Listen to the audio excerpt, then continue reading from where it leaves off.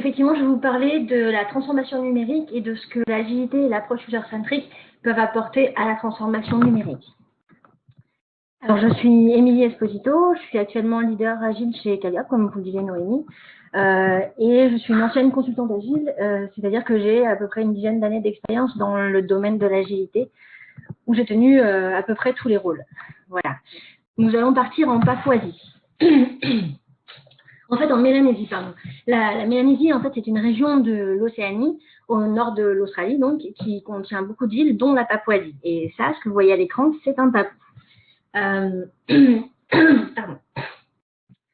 La Mélanésie a été colonisée par l'Empire britannique via l'Australie à la fin du 19e siècle, et elle a servi de base avancée aux Alliés pendant la Seconde Guerre mondiale.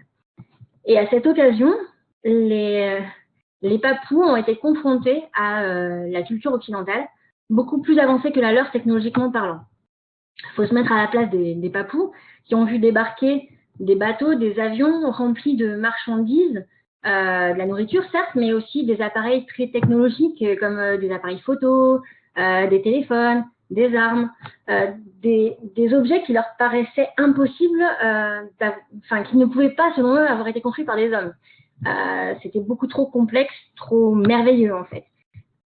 Plus encore que ça, les Papous ne pouvaient pas comprendre le processus logistique qui avait lieu entre le moment où un opérateur radio demandait une marchandise dans sa radio et le moment où quelques jours plus tard, elle arrivait par bateau ou par avion.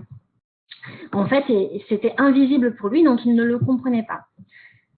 Mais l'homme est ainsi fait, il a besoin de comprendre. Et donc les Papous ont réfléchi et en fait, ils se sont dit, si ces objets ne peuvent pas être fabriqués par des hommes, alors c'est forcément des dieux qui les ont faits.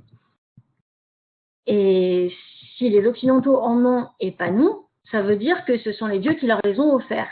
Et les dieux leur ont offert ces objets sûrement pour les récompenser de quelque chose, probablement de choses qu'ils font que nous ne faisons pas.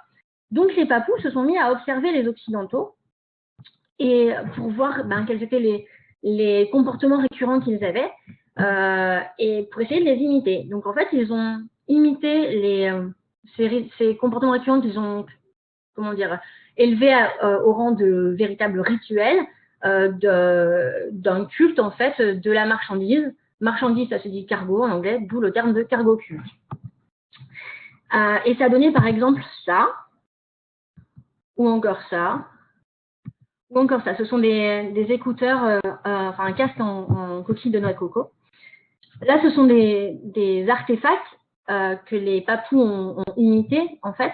Mais comme je vous disais, ils ont aussi imité les comportements récurrents des Occidentaux. Donc, ils avaient observé, en fait, que effectivement, quand un opérateur radio parlait dans sa radio pour demander quelque chose, quelques temps plus tard, un avion atterrissait pour apporter ce qui avait été demandé. Ils avaient aussi remarqué que peu de temps avant que l'avion atterrisse, il y avait des lumières qui s'allumaient le long des pistes d'atterrissage. Du coup, ils ont tracé de longues pistes d'atterrissage dans la terre battue et ils se sont mis à éclairer avec des feux ces pistes d'atterrissage de façon très régulière.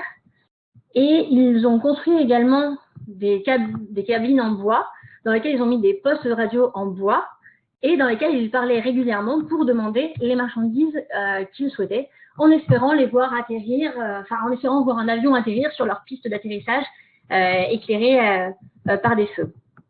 Et bien sûr, aucun avion n'a jamais atterri. En fait, on peut dire que le cargo culte, c'est le fait d'imiter des comportements sans en comprendre le fonctionnement, en espérant obtenir les mêmes résultats. Donc, c'est un concept anthropologique qui a été repris sous la forme d'une métaphore par Richard Feynman en 1974, qui a parlé de cargo cult science. Un peu plus proche de nous, vous connaissez peut-être le terme de cargo cult programming. Le cargo cult programming, c'est le fait d'avoir un problème à résoudre par du code, de ne pas savoir comment s'y prendre et d'aller chercher par exemple sur Internet, de trouver un bout de code qui a l'air de faire à peu près la chose qu'on aimerait faire. On ne sait pas exactement comment ça marche, on va le copier-coller, on va le trifouiller jusqu'à ce que ça finisse peut-être par marcher, ce qui n'est pas toujours le cas. Et puis même quand c'est le cas, en fait, c'est absolument pas maintenable parce que dès que mon besoin va changer un petit peu, je ne suis pas capable de faire évoluer mon code puisque je ne le comprends pas. Attention, je ne dis pas que le copier-coller de code, c'est mal, parce que sinon, on n'utiliserait pas des bibliothèques de code. Ce que je dis, c'est que copier-coller sans comprendre, c'est mal. On l'a vu avec les papous, c'est le choc de culture qui était à l'origine des cargocultes. Et en fait, la transformation numérique, c'est la confrontation de deux cultures. La culture d'entreprise, d'une part, c'est-à-dire l'ensemble des règles explicites et implicites qui régissent le fonctionnement de l'entreprise, et la culture numérique, d'autre part. Donc, c'est avant tout une transformation culturelle, la transformation numérique. Et il y a un risque de cargoculte, donc. Depuis les papous, le monde a énormément changé et même il change de plus en plus vite depuis le début de la révolution numérique. Les entreprises historiques doivent entreprendre leur transformation numérique pour survivre d'abord, mais aussi pour profiter de nouveaux leviers de développement. Il faut faire face aux nouveaux entrants et à la fois trouver de nouveaux marchés.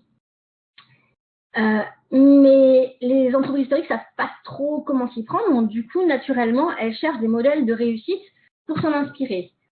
Et le modèle de prédilection de la transformation numérique, c'est la licorne. Les licornes, en fait, ce sont des startups qui sont souvent basées dans la Silicon Valley, qui connaissent un succès foudroyant et qui sont valorisées à plus d'1 milliard de dollars. Par exemple, au pays des licornes, on trouve Blablacar, OVH, Zuora. Et en fait, les entreprises historiques qui cherchent à obtenir les mêmes résultats que ces licornes vont chercher à imiter leurs caractéristiques communes les plus visibles aux yeux des entreprises historiques, c'est-à-dire les plus différentes de leurs propres pratiques. Et typiquement, les caractéristiques qui ressortent le plus, ce sont en fait la démarche user-centric et l'agilité. Donc, c'est probablement ces deux caractéristiques-là qui vont donner le lieu au plus de cargocultes.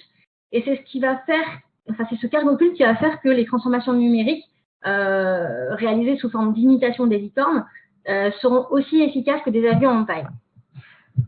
Alors, du coup, on va parler un peu plus précisément de la démarche user-centric et de ces cargocultes, et ensuite de l'agilité.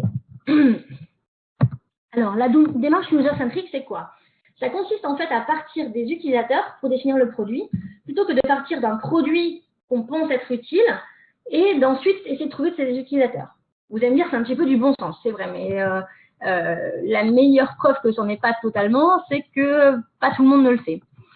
Alors, qu'est-ce que ça nécessite? Déjà, il faut faire de la recherche utilisateur. Il faut arriver à comprendre sa cible, ses problématiques, ses besoins. Il faut aussi faire des tests utilisateurs, c'est-à-dire qu'il faut qu'on s'assure réellement auprès de vrais utilisateurs que ce qu'on développe leur apporte le maximum de valeur. Il faut également collecter le feedback des utilisateurs pour pouvoir améliorer le produit de façon continue. Alors aujourd'hui, il y a de nombreuses méthodes qui permettent de mettre en œuvre une démarche user-centric. Vous avez sûrement entendu parler de pas mal d'entre elles. En ce moment, ce qui est beaucoup à la mode, c'est le design thinking ou le sprint design. Ces méthodes, en fait, ce sont des canevas qui permettent d'alimenter la discussion avec les utilisateurs, de l'enrichir en posant les bonnes questions pour arriver à vraiment comprendre l'utilisateur. Mais l'important, c'est vraiment de travailler avec des utilisateurs pour mieux les comprendre. Une première forme de cargoculte user-centric, en fait, c'est d'appliquer ces méthodes telles que définies dans leur documentation, sans en fait rencontrer un seul vrai utilisateur.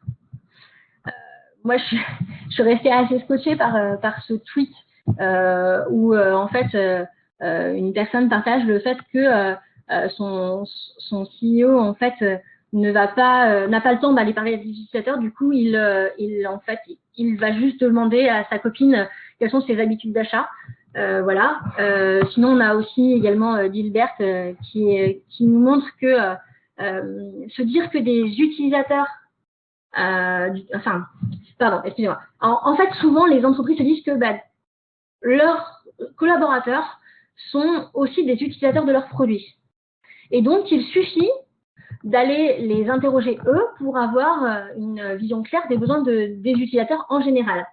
Alors, c'est quelque chose de complètement biaisé parce que déjà, un collaborateur d'une entreprise qui fait un produit ou un service a une connaissance de ce produit ou de ce service et donc ne peut pas donner un feedback vraiment égal à celui de quelqu'un qu'on pourrait prendre dans la rue, en fait. Il est forcément biaisé. En plus de ça, aller dire à quelqu'un de son entreprise que le produit qu'il développe est pourri, concrètement, ça ne se fait pas, on ne le ferait pas, il faut un grand courage pour le faire, parce qu'il y a toute une pression, on risque de le payer en retour, on va dire. Donc, on ne peut pas avoir un feedback honnête de quelqu'un qui travaille réellement dans notre entreprise. Donc, du coup, il faut aller chercher des vrais utilisateurs. Moi, là-dessus, j'ai plusieurs anecdotes à vous partager. Un projet que j'avais accompagné en fait au service national de la douane judiciaire. Donc, la douane, c'est pas un service qui est connu pour être une licorne, on va dire. On avait en fait comme product owner, c'est-à-dire comme personne qui exprimait le besoin dans le projet et qui travaillait au quotidien avec les développeurs, on avait un douanier, donc un utilisateur qui allait utiliser notre produit au quotidien. Et le travail qu'on a fait en fait pour faire ce logiciel qu'on faisait pour eux a été tellement pertinent que d'autres services de la douane qui ont vu le logiciel qu'on a développé ont exigé de travailler avec ce même logiciel. Ils refusaient d'utiliser tout autre logiciel à partir du moment où ils ont vu le logiciel en action. Donc, on peut dire qu'on a eu un vrai succès d'adhésion des utilisateurs. Un autre exemple, quand j'étais chez Orange, parce qu'on ne peut pas toujours en fait avoir un utilisateur comme producteur, ça c'est vraiment le cas spécifique, mais on peut les impliquer de façon régulière dans le projet. Donc quand j'étais chez Orange, dans un projet qu'on a mené qui s'adressait en fait à une population d'à peu près une centaine de collaborateurs d'Orange, on a mené tout au long du projet en fait ce qu'on a appelé des groupes utilisateurs, c'est-à-dire que toutes les 2 semaines, il y avait 5 ou 6 utilisateurs qui venaient en fait tester le produit. Donc on leur mettait à disposition et on leur demandait de réaliser une tâche qu'ils avaient à faire normalement au quotidien avec leur outil. Et on mettait à côté de chacun d'eux un développeur. On demandait aux utilisateurs de réfléchir à haute voix et de dire vraiment toutes les questions qu'ils se posaient, tout ce qu'ils avaient des difficultés à trouver, etc. Et les développeurs à côté notaient. Alors, ça a eu plusieurs effets positifs. Déjà, les développeurs ont compris comment fonctionnaient les utilisateurs et se sont mis à leur place. Donc, ils ont proposé des meilleures ergonomies. Les utilisateurs ont vu, en fait, d'itération en itération, que leur retour était pris en compte. Du coup, ils étaient favorablement disposés vis-à-vis du produit. Ce qui fait qu'ensuite, ils ont servi d'ambassadeurs auprès des autres utilisateurs pour ce produit. C'est-à-dire ils ont dit « Ah, j'ai hâte que ce produit soit en production parce que franchement, c'est super, ça va nous faciliter la vie. » Donc, on a eu une vraiment très bonne adhésion en fait à l'outil. Donc, ça, c'est pour quand on développe un outil pour de l'interne. Maintenant, on peut faire la même chose pour des outils pour l'externe. Par exemple, sur un autre projet que j'ai accompagné, donc qui était un projet de démonstrateur de logiciel médical pour montrer en fait comment l'intégration avec le dossier médical partagé pouvait être utile pour les médecins. Donc, on avait fait un démonstrateur et pour construire ce démonstrateur, on avait travaillé avec un médecin qui passait une journée tous les 15 jours avec nous pour en fait nous expliquer son métier, qu'on comprenne ses besoins, qu'on lui montre en fait ce qu'on était en train de développer, il nous faisait des feedbacks, il testait, etc. Et au final, quand on a fait notre démonstration à la fin du projet à des utilisateurs beaucoup plus variés et qui n'avaient pas participé au projet, en fait, les médecins n'avaient qu'une hâte, c'était que les fonctionnalités qu'on avait montrées soient intégrées dans leur propre logiciel. Donc là encore, c'était un succès. Bon, là, je vous parle de cas qui sont en B2B, mais c'est aussi vrai pour du B2C. Il suffit d'aller recruter des utilisateurs externes, par exemple en regardant votre base client actuelle ou en allant recruter sur les réseaux sociaux. Il faut penser en fait à récompenser les utilisateurs, par exemple en leur offrant des chèques cadeaux. Et vous pouvez aussi leur proposer de les tenir informés en fait de ce que vous ferez de leur feedback en fait, comment vous allez utiliser ce qu'ils vous ont apporté. Et en fait, eux, ils seront heureux d'avoir contribué à améliorer un service qu'ils utilisent au quotidien. Il y a une autre façon aussi de faire du user-centric de façon très mauvaise, c'est quand on demande du feedback aux utilisateurs mais qu'on n'en tient pas compte. Ça, c'est terrible en termes d'image. Moi, j'ai un exemple personnel à partager. J'ai pris un prêt immobilier chez HSBC Donc, du coup, j'ai dû ouvrir un compte dans leur banque. Les premiers mois, tout s'est bien passé. C'était la lune de miel avec ma conseillère. Et puis, au bout de 2-3 mois, en fait, elle ne répondait jamais à mes appels. Et en fait, quand on m'a envoyé une enquête de satisfaction, j'ai expliqué la situation, disant que j'étais pas contente. J'ai pris le temps d'expliquer pourquoi, ce qui s'était passé, etc. Donc, j'ai passé bien 10 minutes à expliquer la situation, à répondre au questionnaire. Et je pensais naïvement qu'on allait me recontacter pour comprendre ce qui se passait et trouver une solution à ma situation. J'ai eu aucune nouvelle. Et le pire, c'est qu'on m'a renvoyé ensuite une autre enquête de satisfaction, cette fois-ci qui émanait de ma propre agence, où j'ai refait l'effort de réexpliquer et j'ai toujours eu aucune nouvelle. Là, ça fait plusieurs mois et je n'ai pas du tout entendu parler de la banque. Enfin, personne ne m'a rappelé, en fait. Par contre, je continue de recevoir régulièrement des mails d'invitation, de demande de feedback, etc., etc. Et à chaque fois, ça me met énormément en colère. D'ailleurs, ça s'entend peut-être à ma voix là.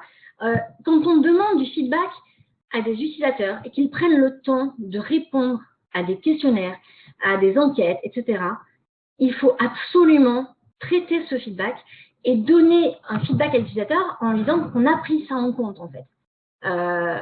La collecte de feedback, ça peut se faire soit sous la forme de feedback proactif de l'utilisateur, c'est-à-dire lui donner les moyens de signaler une anomalie, de signaler quelle fonctionnalité lui manque et pourrait lui être utile.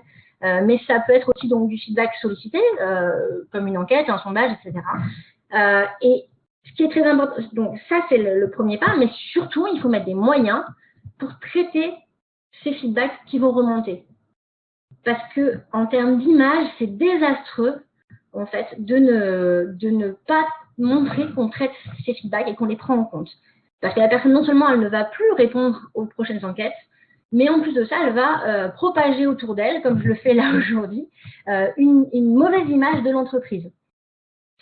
Alors, on me dit souvent que ouais, mais ça coûte cher. Ça coûte cher de mettre des moyens pour traiter les feedbacks, ça coûte cher de faire venir des utilisateurs pour faire des tests, etc. Moi, je pose la question dans l'autre sens. Ça coûte combien de ne pas le faire? Un produit qui ne trouve pas sa cible, sur lequel on a passé 1 an de développement, qu'on héberge, etc. Combien ça aura coûté au final à l'entreprise? Ça coûte combien en fait de lutter contre l'attrition, c'est-à-dire la perte progressive des clients, le churning? Ça coûte combien de contrebalancer la mauvaise image qu'on peut avoir du fait de ne pas écouter les clients? Je pense notamment à SFR en ce moment qui mène une campagne en disant il faut absolument que un client qui raccroche avec le service client soit toujours content de ce qui s'est passé dans cette relation-là, dans cette interaction-là. Voilà, ils veulent mettre des moyens là-dessus parce que en fait, ils se sont rendus compte qu'ils avaient une image désastreuse. Donc, ça coûte combien de ne pas faire? On l'a vu en fait dans ce que j'ai dit, pour être réellement user-centric, c'est plus facile quand on est dans une démarche agile parce que le fait d'avoir une conception itérative et incrémentale, ça permet de tester fréquemment le produit auprès de vrais utilisateurs. Ça permet d'obtenir du feedback et de pouvoir faire évoluer le produit pour prendre en compte ces feedbacks. Alors, l'agilité, c'est quoi? Excusez-moi, j'ai zappé de changer de slide. Donc, l'agilité, c'est quoi? Alors, l'agilité, en fait, c'est un terme qui a émergé en 2001 lors de l'écriture en fait du manifeste pour le développement agile. Vous trouverez beaucoup d'informations sur Internet sur le sujet. Moi, je vais passer dessus rapidement puisqu'on n'a qu'une demi-heure. Ce qu'il faut retenir, c'est que dans le manifeste agile, en fait, on valorise, on met en avant 4 valeurs. Donc, les individus et leurs interactions plutôt que les processus et les outils, les logiciels opérationnels plutôt qu'une documentation exhaustive, la collaboration avec les clients plus que la négociation contractuelle, l'adaptation au changement plutôt que le suivi d'un plan. Donc ça, ce sont les 4 valeurs de base de l'agilité qui sont assorties en fait dans le manifeste de 12 principes, parmi lesquels on trouve notamment l'auto-organisation, des livraisons fréquentes, la simplicité, l'étroite collaboration entre utilisateurs et développeurs. Donc l'agilité, on va dire que c'est une approche, une démarche, une culture. Vous trouverez plein de termes en fait par rapport à ça, mais c'est pas une méthode. Dire la méthode agile ou l'agile avec un A majuscule d'ailleurs, c'est du carré occulte. On ne comprend pas ce que ça veut dire. L'approche agile, donc c'est ce qui implémente en fait ces 4 valeurs. Toute méthode qui implémente ces 4 valeurs est une méthode agile. Une méthode agile. Et parmi ces méthodes agiles, il y a notamment Scrum qui est la plus connue. Donc c'est bien une méthode agile, Scrum. Ce qu'on peut voir en fait sur ce schéma qui explique le fonctionnement de Scrum, c'est que c'est une méthode qui est relativement simple. Elle peut s'expliquer assez facilement dans les grandes lignes en 10 minutes. Elle laisse aussi beaucoup de place à l'auto-organisation. C'est-à-dire qu'elle n'est pas prescriptive, ni sur les outils, ni sur la durée des rituels, ni sur la durée des itérations, ni sur les bonnes pratiques de développement. En fait, l'équipe s'auto-organise pour en fait travailler en respectant ce cadre des itérations, des artefacts et des différents rôles. Scrum, en fait, c'est une méthode agile qui est à l'échelle de l'équipe. Mais quand on parle de transformation numérique, en fait, on parle de transformation de l'entreprise en entier. Du coup, il est légitime de se poser la question de comment on fait pour devenir agile à l'échelle de l'entreprise. Alors, il y a plusieurs réponses, et plusieurs mauvaises réponses. La première dont on entend beaucoup parler en ce moment, c'est SAFE. SAFE, c'est Scaling Agile Framework. C'est un acronyme. C'est un framework agile à l'échelle de l'entreprise. Enfin, agile ou disons soi-disant agile. Parce que quand on regarde un petit peu le contenu de SAFE, on se rend compte qu'on perd beaucoup de choses de ce qui fait en fait l'agilité. Le processus est pas vraiment simple. Quand on voit le schéma, on ne sait pas trop où regarder tellement il y en a. Donc le processus n'est pas forcément simple. Et surtout, en fait, quand on discute avec des gens qui l'ont mis en œuvre, on se rend compte que les interactions se font au service du processus au lieu d'avoir un processus qui est au service des interactions. On a inversé la valeur du manifeste. On perd en fait la collaboration des développeurs avec les utilisateurs, puisqu'en fait c'est plus les développeurs qui communiquent avec les utilisateurs, mais c'est plutôt les couches plus hautes en fait dans l'organisation de SAFE. On perd le côté livraison fréquente puisqu'on a des tunnels de 10 semaines. On perd aussi de l'auto-organisation puisqu'on décide que toutes les itérations doivent durer 2 semaines pour toutes les équipes et qu'elles commencent toutes en même temps. Voilà, donc tout ça montre que en fait, déployer un framework agile à l'échelle de l'entreprise, c'est pas forcément agile en soi. Et puis surtout, c'est une incompréhension de ce que c'est qu'en fait une entreprise agile.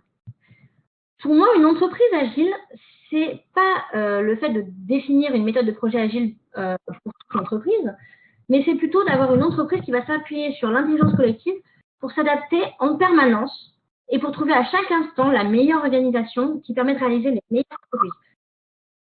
Déployer une méthode de projet soi-disant agile à l'échelle de l'entreprise et penser qu'on se transforme en entreprise agile, c'est du cargo occulte agile en fait. C'est aussi efficace que de demander des renforts dans une radio en bois. Pour comprendre un peu mieux ce que c'est que l'agilité d'entreprise, on va se pencher en fait sur l'exemple d'une licorne dont je vous parlais tout à l'heure, Spotify. En fait, Spotify, donc je pense que tout le monde connaît Spotify. La particularité de Spotify, c'est que en octobre 2012, 2 coachs de Spotify ont décrit dans un document l'organisation de Spotify. Ça a eu beaucoup de succès en fait. Alors, ce qu'il faut savoir, c'est que dans ce document, les auteurs avertissent les lecteurs sur le fait que c'est une photo à un moment donné de l'organisation de Spotify. Que Spotify évolue très vite et donc que son organisation aussi. Ils précisent également en fait que ce qu'ils décrivent de l'organisation des escouades, c'est comme ça qu'ils appellent les équipes en fait chez Spotify, c'est ce qui est observé en général, puisque les escouades sont auto-organisées et donc elles sont autonomes pour choisir et adapter leur façon de travailler.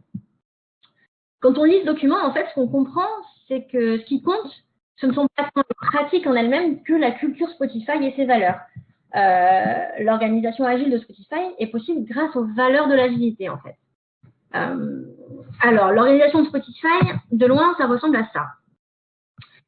Alors, on pourrait qualifier ça d'organisation matricielle. Et pour une entreprise classique, l'organisation matricielle, c'est un terrain connu, c'est facile à imiter. On renomme les équipes en chapitres et les projets en escouade et hop, le tour est joué. Ça ressemble beaucoup à imiter des pratiques sans vraiment les comprendre et ça sent le cargo culte à plein nez.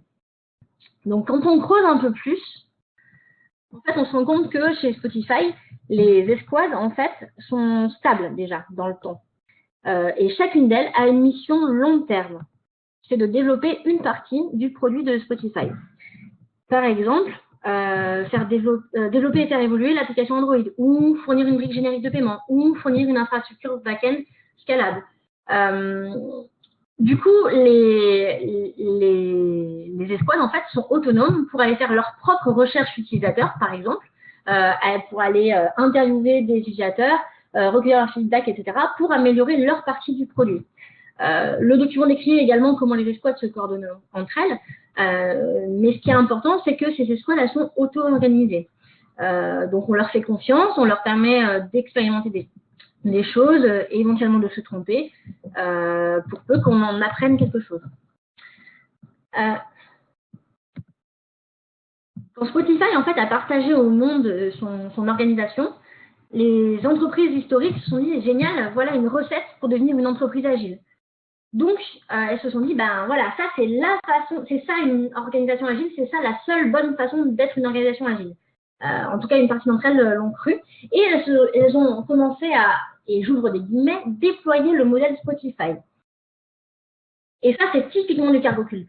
Pensez que prendre cette organisation telle qu'elle a été décrite, qui correspond à l'organisation de 2012, et la déployer telle qu'elle va fonctionner, c'est du cargo culte. Parce que c'est ne pas comprendre plusieurs choses. D'abord, Spotify a construit son organisation de façon incrémentale pour répondre à ses propres enjeux de façon pragmatique. Du coup, son organisation, elle répond à ses enjeux à elle, mais pas forcément aux enjeux d'une autre entreprise. Et donc, l'organisation qui a été partagée, c'est une photo, et depuis, elle a évolué grâce à l'amélioration continue. Et ensuite, l'autre chose importante que les entreprises qui déploient le modèle Spotify n'ont pas compris, c'est que ne pas s'approprier la culture de Spotify et juste appliquer l'organisation, ça ne peut pas marcher. C'est comme vouloir construire une maison sans fondation. Ça ne peut pas fonctionner de façon durable.